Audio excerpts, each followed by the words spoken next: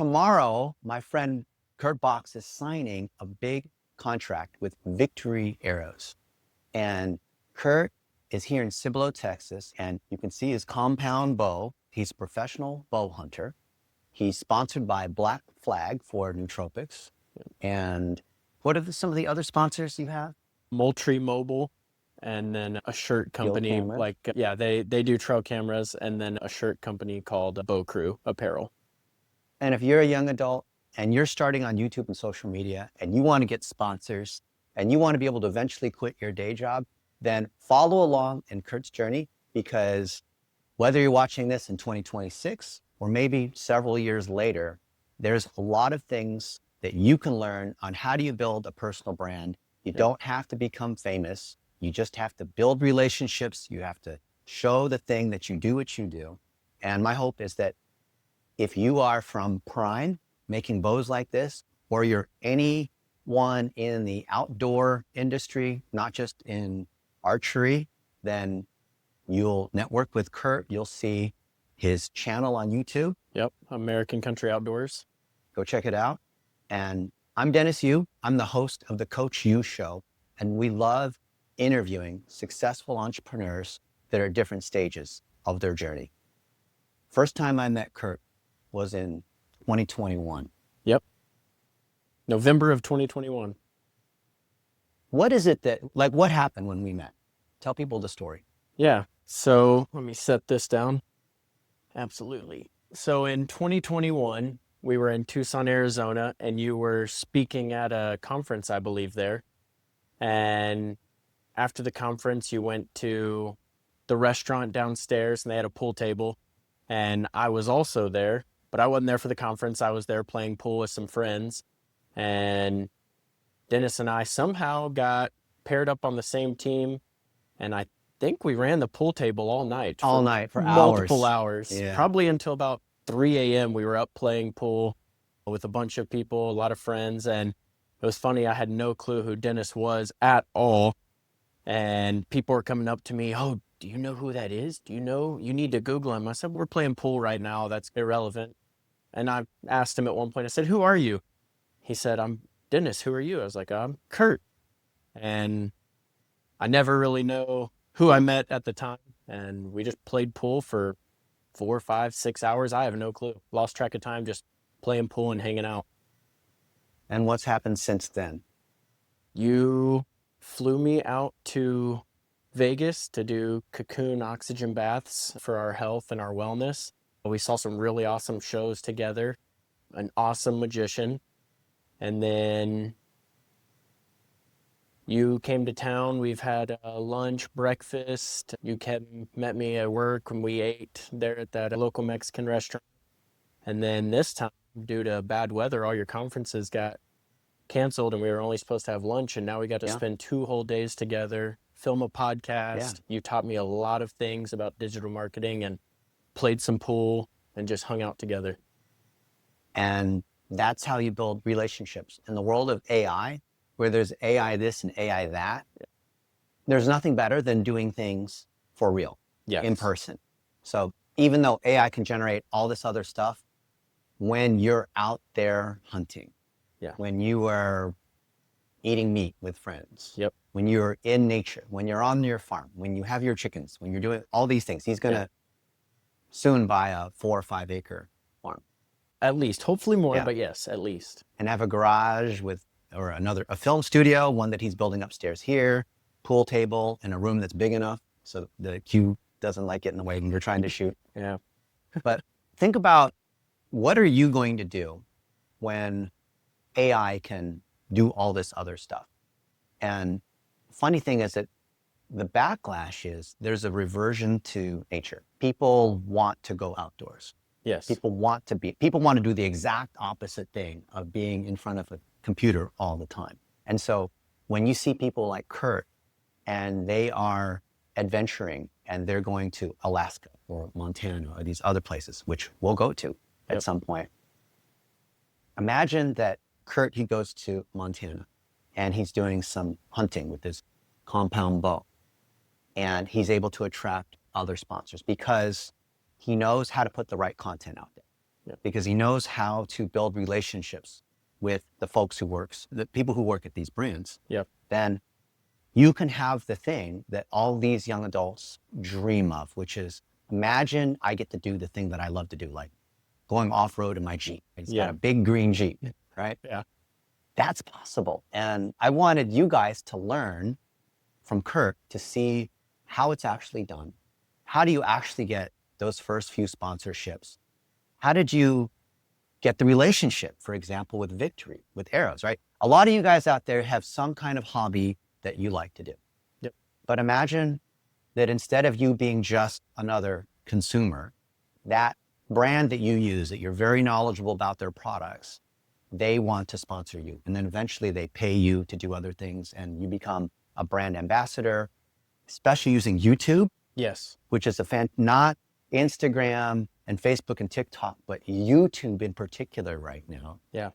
Explain to everyone, what do they need to know? Talk about your story that you told me before with Victory. Yeah. So I do have a YouTube channel and I have around 8,500 subscribers. However, that is my Instagram, TikTok, all that stuff is not what got me a sponsorship at all. Yeah. I don't even know if they care that I have that stuff, to be honest. I'm sure it's beneficial, but it was through human interaction, connections, and I met one guy and we knew each other and he worked for Victory and I would see him every year at this archery competition. And then he found out that I knew a guy named EJ, and I didn't use his name for clout or anything like that. He actually approached me and he's like, I was like, yes, I do. We shoot together sometimes. We've went on some hunts together at the same location, stuff like that. And he knows, of course, that EJ uses those arrows and he's, why are you shooting this brand? I want you to come shoot this brand.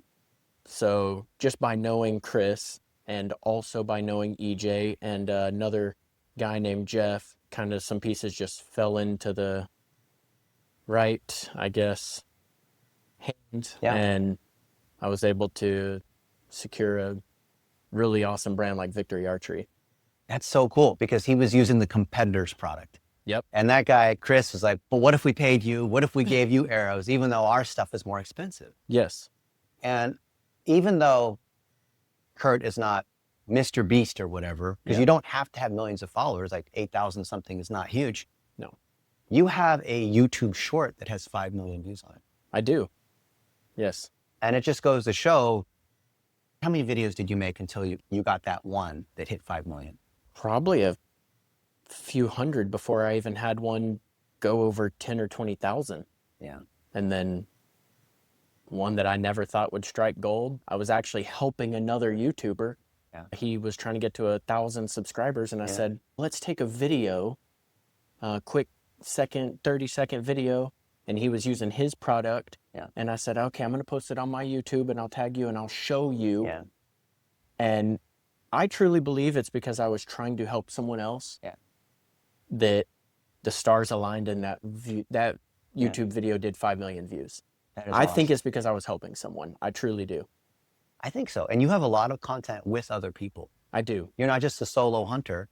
For example, you compete at the Total Archery Challenge. Yep. Is that right? That is right. And then he's made content that then that competition has shared. Yeah.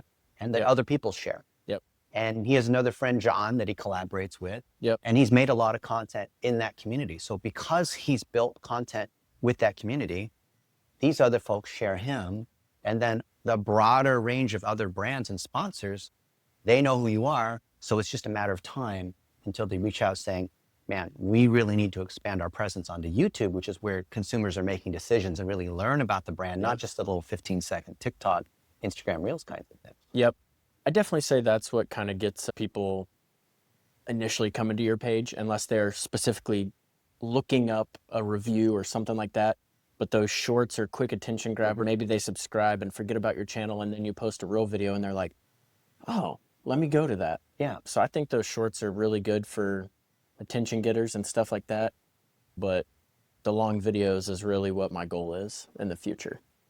So our friend Dylan Haugen, who you should meet, I'll introduce you by text in a little bit. Okay. He started off in the same way where he's a professional dunker. He just turned 18. He's posted a lot of videos of him doing these crazy dunks that even people in the NBA are not able to do. I've seen his videos on your page. 100+ million views across social media, tons of followers, all that kind of stuff. But he wasn't making money as a sponsor. And he didn't, or with the sponsors, and he didn't have a Google Knowledge panel. He didn't have a website. He didn't have any of these things. He just had Instagram and TikTok. And then he started going into YouTube. And instead of just showing, like all the other dunkers were just showing these crazy 360-degree behind the back, off the backboard, all these crazy dunks. But he started making content, interviewing these other professional dunkers, interviewing the other brands. So then he started to get shoe deals and supplement deals and clothing deals. And now if you ask anyone in the professional dunking community, who's the #1 best known guy, or in terms of podcasting, they all know who he is. He's the #1 guy in that space, even though technically he's not the #1 dunker. Because these other professional dunkers have made only short videos where they're not talking, they're just doing that one dunk. That's great. You see this one guy do this crazy under the leg 360, whatever, but you don't see anything about his training. You don't see his relationships. You don't see like behind the scenes with the brand. You don't see, hey guys, I'm setting up the video studio like you were doing yesterday. I'm painting the walls, I'm setting all this stuff up. They don't get a sense of the expertise and the training and the work. And hey guys, we're boarding the plane. We're about to travel to Atlanta to go to this contest. We're about to meet. Like, there's no knowledge. There's no relationship being shared. And so I see you, obviously you have to be good at the skill. But the explaining of it, I find, is actually what brands are really looking for. And that's the thing. Maybe you just do this subconsciously. Maybe you just like naturally are a people person where you can just like make friends with people because you're good at that. But I think that combination of knowing that there's a lot of people that are enthusiasts in cars or whatever the thing is, travel, whatever it's they'd like to do, but taking it to the next step and interviewing other people in long form, like we're doing now, and putting that on YouTube, which this is going to be on YouTube, is actually the key. And that I think is the big hack that a lot of young adults miss, because they think it's that Instagram famous, instead of, wait, I just want to reach other people that have a compound boat. I just want to reach other people that use Prime or admire Prime. I just want to reach the people that work at Prime. So they can see that I'm connected with the community that they're trying to reach their marketing. And now their marketing people are going to reach out and they see how you work with those brands and like, you know what? It's not that the guy's got a huge channel. It's that I think he's got a high quality audience. And I know based on his relationship and working with the other brands in our community that we'll have a good relationship working with Kirt Box. Yeah, absolutely. That's definitely the goal. And I enjoy. Alexa's listening in on a conversation.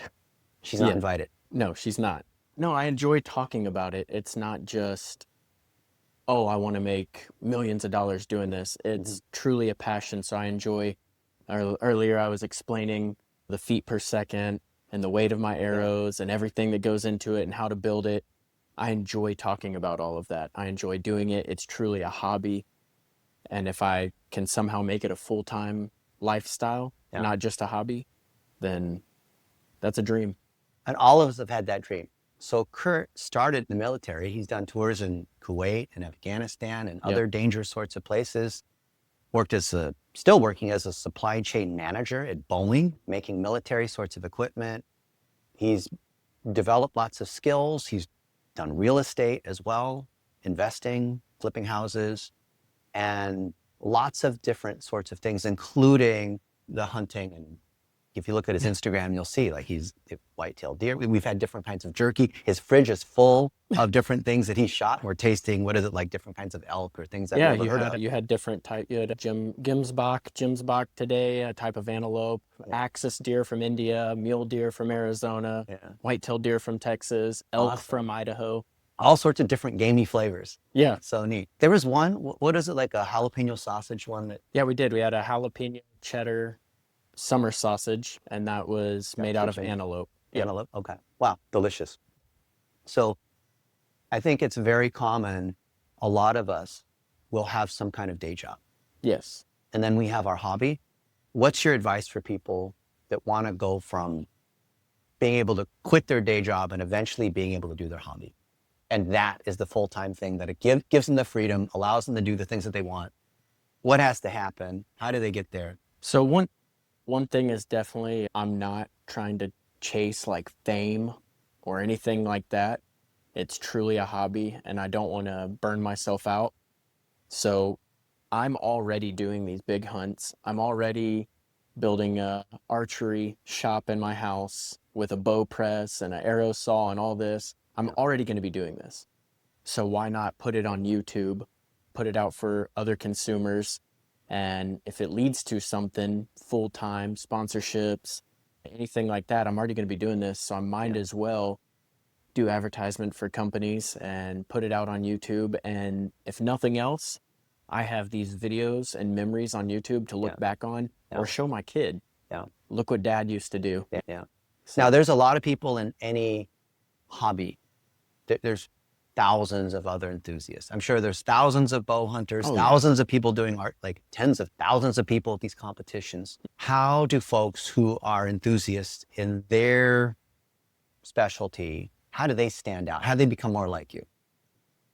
Networking. When I met you, I didn't know who you were. Clearly, I wasn't trying to use you in any way because I didn't know your background and stuff like that. I didn't know, you didn't know I liked archery or off-roading. We just started by playing pool. And then next thing we were talking about my Jeep and I took y'all outside and showed you what my Jeep can do. And then we went on our separate ways. And then you saw that I was really into hunting and it was a passion of mine and it led us here. And that was just one connection. You've introduced me to Will and we've stayed in touch. I've met tons of people in the hunting community. And I think the biggest thing is I do have friends in the hunting community that are big name or have lots of land and stuff like that. I don't really want anything from them other than friendship. And typically those genuine connections lead to something so much more. And you know who's genuine and who's chasing you for money or 10 seconds of fame or anything like that. And I think you just build genuine connections and people will know you're genuine and opportunities will present itself. The thing that I've seen work best, that works, it's almost like cheating for people like Kirt or Dylan Haugen or Danny Liebrandt or George Palatachuk or Marco Cipolla or other folks like that, is that when they have a passion, when there's people who are well known in a community, if you start a podcast and you interview them and you honor them, then that's something that, because you're like a journalist and you're honoring them, you don't have to have that kind of expertise because you're asking them about their journey. You're asking them about their advice for other people in the community, about how they achieved a certain kind of success. Even if you have 3 followers or whatever, you have 10 subscribers on YouTube. When you interview these other people and uplift them, then they share what you're doing. Kirt saw that a couple of years ago, Dan Liebrandt and I were at the pyramids in front of the Sphinx and that whole thing. And Dan said, let's film a podcast. Right? Woke up, we saw the Sphinx and all that. We're right to imagine, like we were all jet lagged. And then we see, holy moly, that these are actually the pyramids of Giza. Can't believe we're actually here. This is so epic. Let's film a podcast. And we did. And tens of thousands of people have seen that podcast. And y'all were right in front of them. We were like, it was like right there. It you was open your up the hotel room. It's like, oh shoot, it's not like a mile away. It's like right there at the entrance of the whole thing. It was insane. That was an awesome podcast. And clearly I don't know him, but I knew you from our connection. And I was like, wow. I had no clue what the podcast was even about, but I at least wanted to look at it and check out a few minutes of it and just check out the pyramids and see what y'all were doing. And we keep in touch, but I still wanted to just click in. So someone completely out of his niche clicked in because of backdrop or that 10-second wow at the beginning of the video.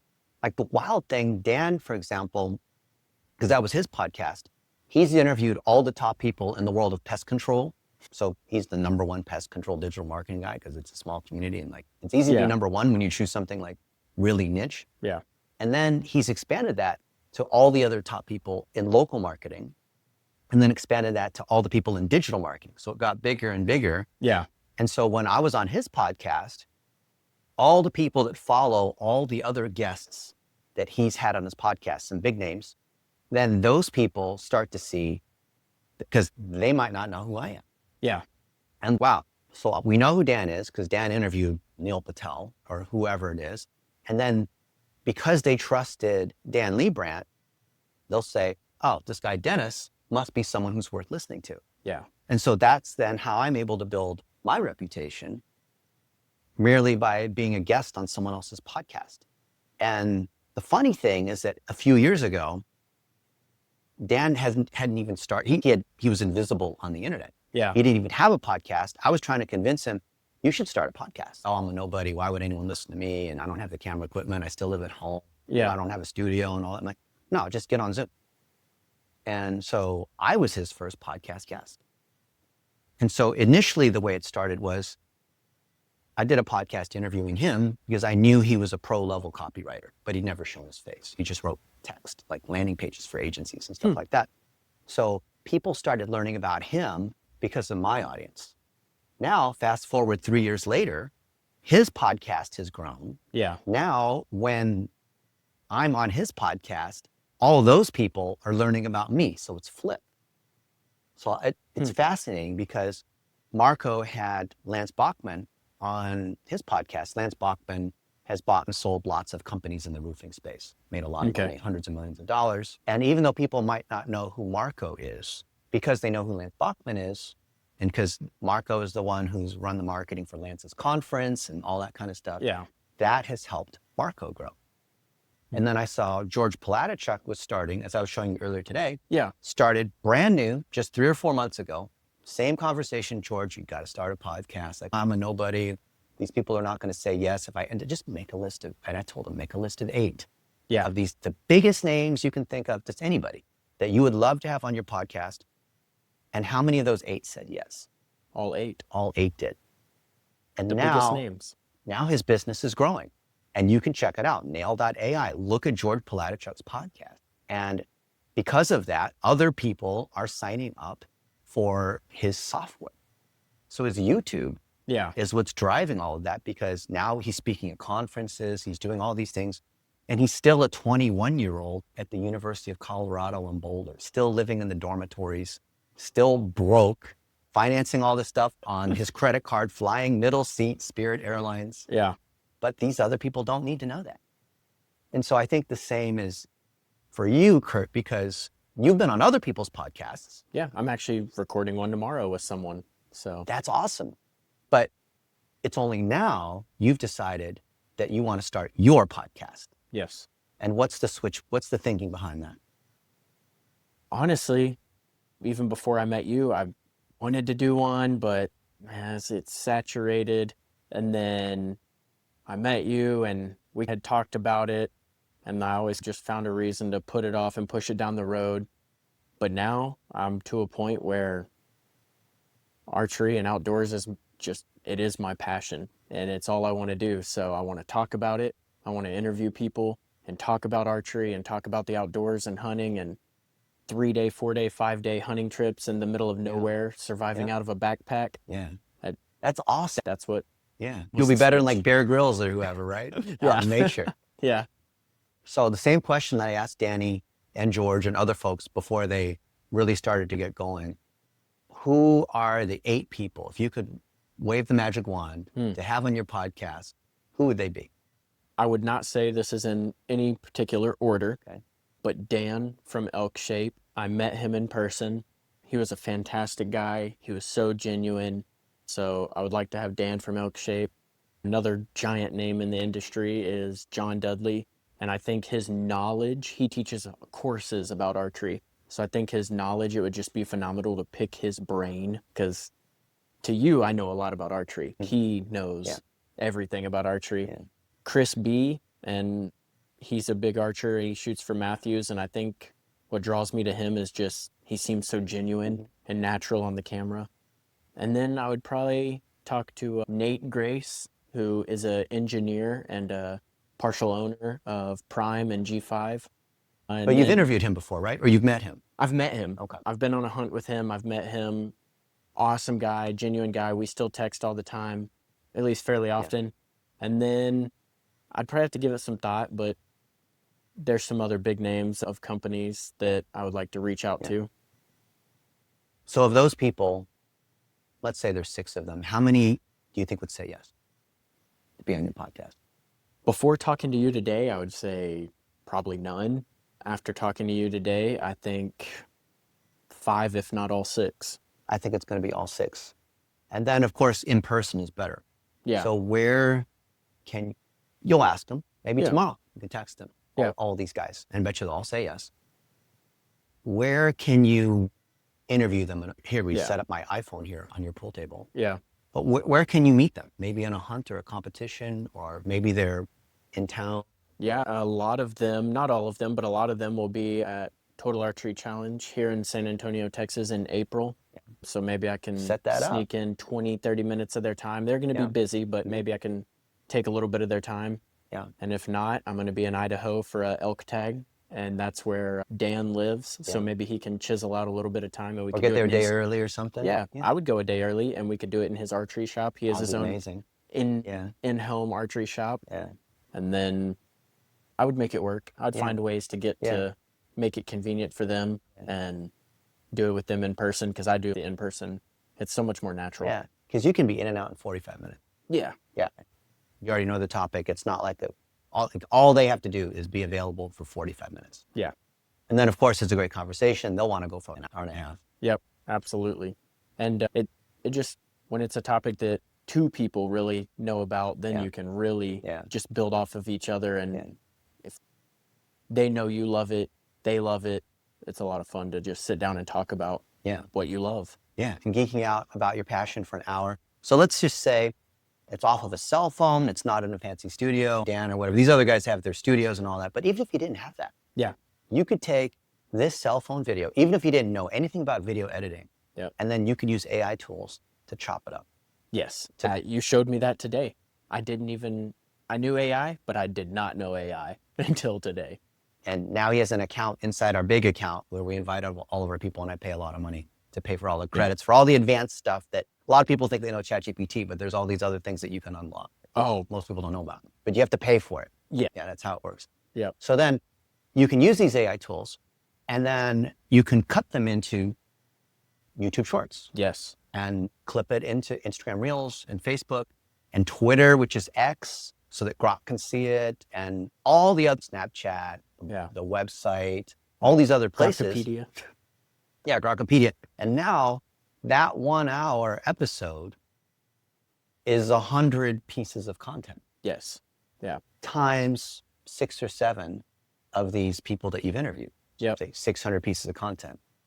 Times the fact that we are putting $1 in the machine, well, $7. So $1 per day, which I'm famous for. It's called the $1 a day strategy. Yep. For 7 days, which is a week. So we're spending $7 to promote a piece of content. Yeah. And then that will literally get tons of views, hundreds of views, but we want to reach just the people that work at Prime, where they make the compound bow. Yeah. Or just the people that work at your favorite company, right? Like, not the people, like a buddy of mine, his stuff is being sold in Walmart. So not targeting people who go to Walmart. Yeah. Not targeting the random clerks who work at Walmart, but targeting the people who are in purchasing at Walmart's headquarters in Bentonville, Arkansas, like drawing a super tight target, right? So if you've created all that content, and now we're making sure it hits the target, I'm using the archery analogy, potentially, then that's how Kirt is going to get more sponsorships. Yeah.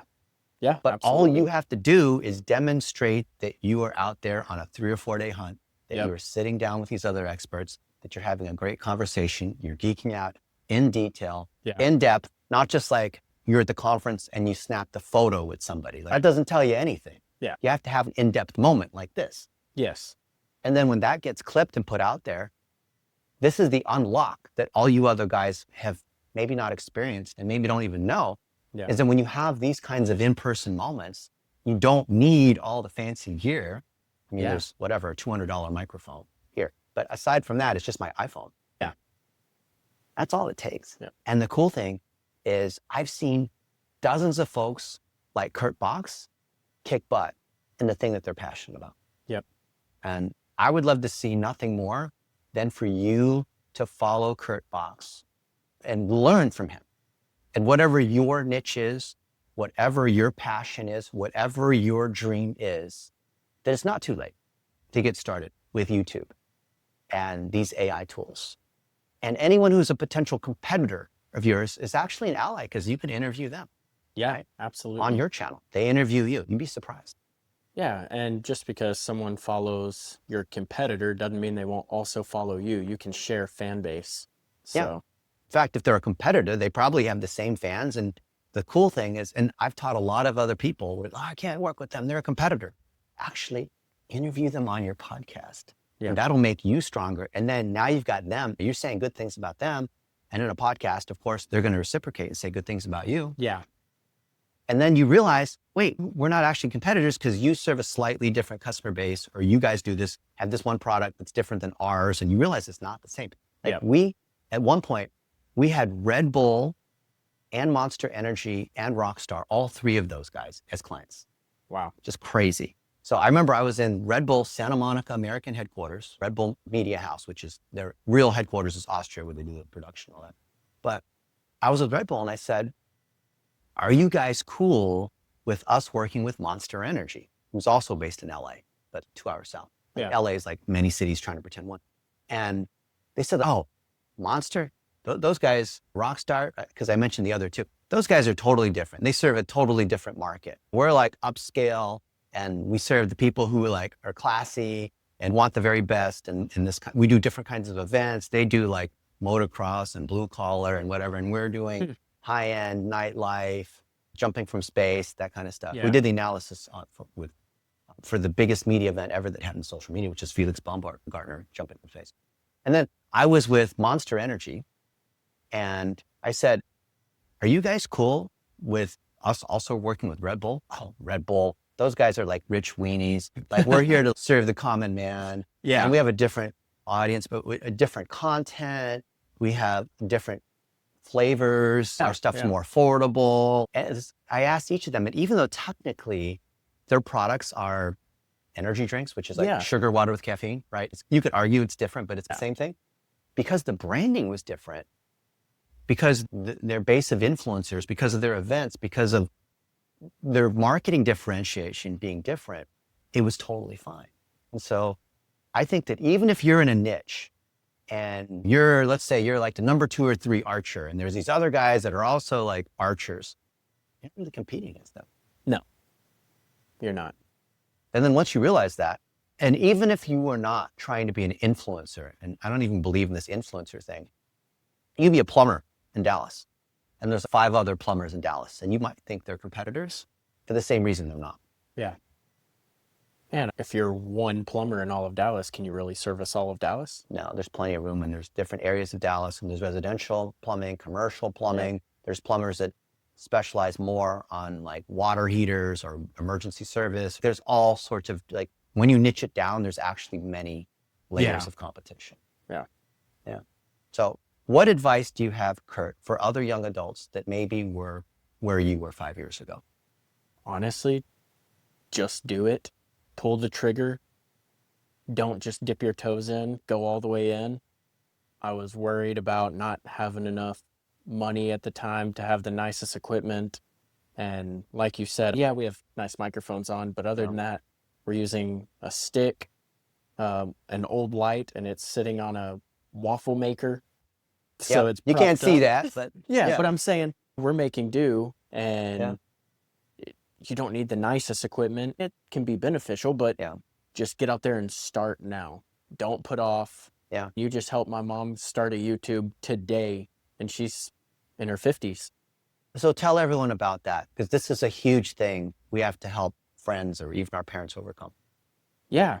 So my mom has an extreme amount of knowledge in plants and wildlife, and she's educational director at Sibley Nature Center in Midland, Texas, and she does their digital marketing and stuff like that. And she FaceTimed me today, didn't know you were here at my house. Yeah. And I was like, oh, look who's here. And she's, oh, it's Dennis. I know him. I follow him. Yeah. And she knows because of the cocoon baths. And so I had been telling her she should start a YouTube with all her plant knowledge and just random plant facts. So today we helped her, we got on AI and helped her come up with a name. And she was worried, oh, that name's already taken. But really, Backyard biologist, yeah. Yeah, backyard She biologist. can win on that. There's not much competition. It had a very small footprint. So we helped her get a domain, and she's going out and making all her social, and she's going to start doing plant knowledge. And it's something she's great at. And she's already doing it. So I told her just record it and put it out on the internet and have fun with it. Yeah. And just like the way you're doing, she's going to put out some YouTube shorts. Yep. Most of them initially will get 2 views. Yeah. But then one of them will take off. It'll be the one that she didn't really think much about. Wasn't like a planned thing, but for some reason that one got 100,000 views or 1 million views. Yeah, absolutely. And then she gets a sponsor off of it. Yeah. And then people start to reach out to her, and then they want her on a podcast. But then she starts a podcast and starts interviewing other people that have the same kind of knowledge. Yeah. And she's very, I get some of it from her, that she's a very personable person and connections and always talking to people. And she's been all walks of life and different jobs, but she loves plants and outdoors and nature, just like me, actually. What if someone who's watching is not extroverted?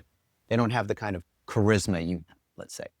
We can use my buddy John, for example. He's one of my best friends. I've known him for over a decade, and he always tells me, you're the guy with the charisma, you have the face and all this, but without him, I wouldn't even be doing all of this. Yeah. We do it together. He records, he helps edit and stuff like that.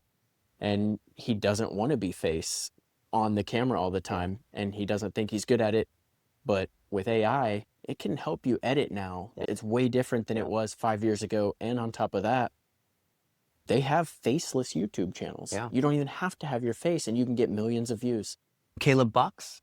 Caleb Box is the faceless YouTube guy, and he's made millions of dollars on faceless YouTube channels, teaches other people how to do faceless. And I feel like it'd be hilarious if Kirt Box interviewed Caleb Box. I want to, just because of his last name, because almost every single box I've ever met, I've somehow ended up being like related to. Oh, there you go. I think his is BOXX.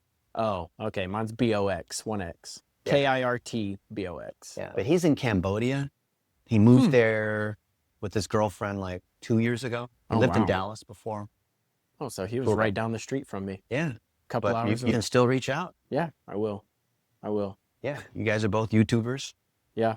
I'll have to check him out. And he's all faceless, does all faceless? Or does he do? The funny thing is he creates lots of channels, and each of them will be on a topic. Okay.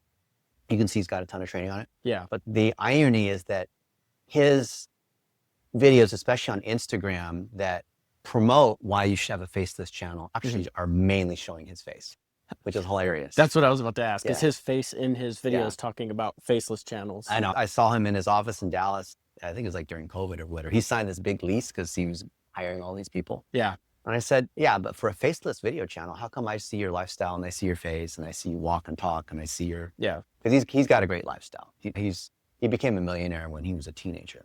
Wow. Which is awesome. Yeah. Because he basically is doing what you're doing. You guys are doing the same thing.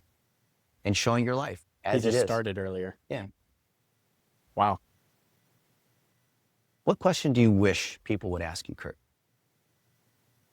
Oh, wow. What question do I wish people would ask me? I always like the one that you started out with. Why do this, or why do what I do? Or people ask why now. But I would say if people ask me, why do you love what you do? Or why this passion? Yeah.